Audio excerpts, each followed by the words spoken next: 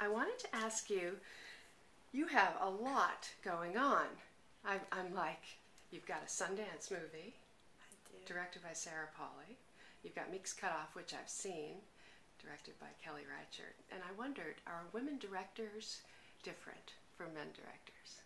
And if those two women, who are probably very different, maybe you could compare them a little bit. And then Derek, Cian France. I don't know. I mean, Kelly would... It's like nails on a chalkboard to Kelly if I... She doesn't want to be considered a woman director, does she? A lot of women don't. But I think there is a difference. Would you agree with me?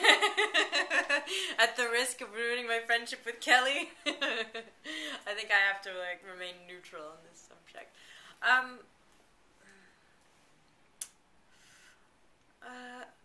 Let's just talk I think about that maybe it's styles. just how the difference.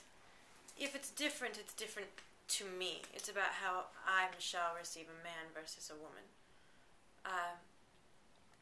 And so I would say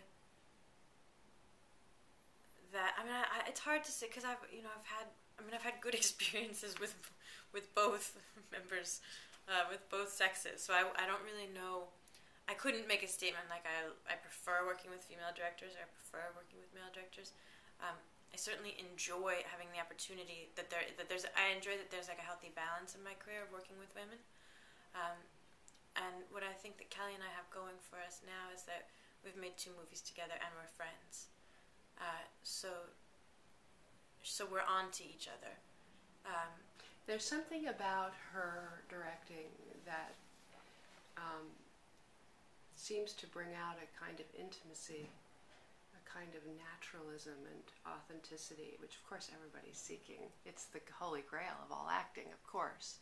But there's something going on with the two of you that works very well. Yeah, I think that one of the things that we have going for us is that I have a real understanding because I'm a friend of hers and because I care about her and I appreciate her perspective on the world and on art. I know what kind of frame she likes, and I feel like my job in those films is to fill that frame as best as I can. I know the world of cinema that she responds to most, and so it can be awfully liberating when you have boundaries like that to work with.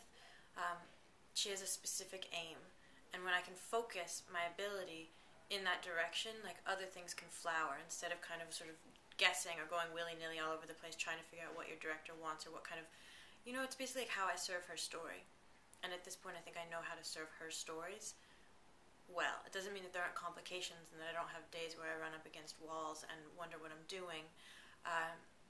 But ultimately there's a guiding kind of principle or aesthetic to her movies that I'm coming to understand and that I love getting to know. I feel like she... I'll never forget the first day on Wendy and Lucy. Such a small crew. It was so funny. It's like the tiniest crew you've ever seen in your whole life. This little table of breakfast, like 4 coffee cups and a little pallet of blueberries and 4 apples because there were so few people. And we're shooting the scene in the police station. I'm getting my headshots taken, my pictures, my mug shots. Such an actor, my headshots. I'm getting my mug shots taken. And I'm acting and I'm doing my thing and I think it's pretty subtle. And she comes up to me and she says, less.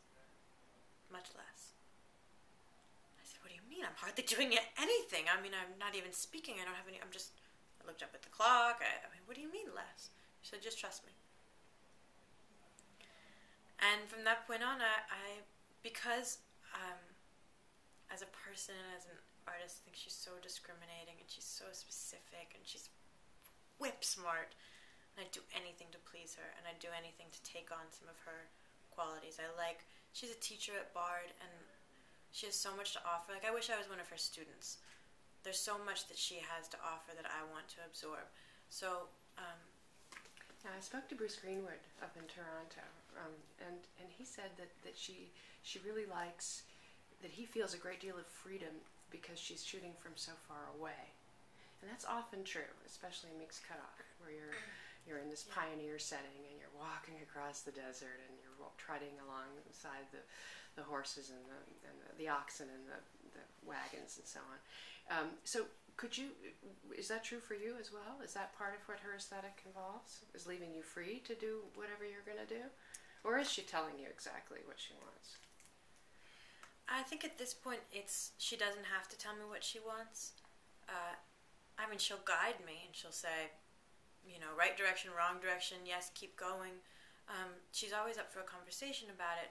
But the camera, I mean, yeah, I think that's helpful. I think it's always helpful when there isn't, it's just one less thing that you have to kind of block out of it's one less thing that you have to suspend, you're supposed to suspend your belief. So when you don't have a camera that's right in your face, it's easier to imagine that you actually are where you are. But I think that it goes beyond that for me with her filmmaking. Although, I'd always prefer it. But, yeah, it helps. But there are other things that help me more.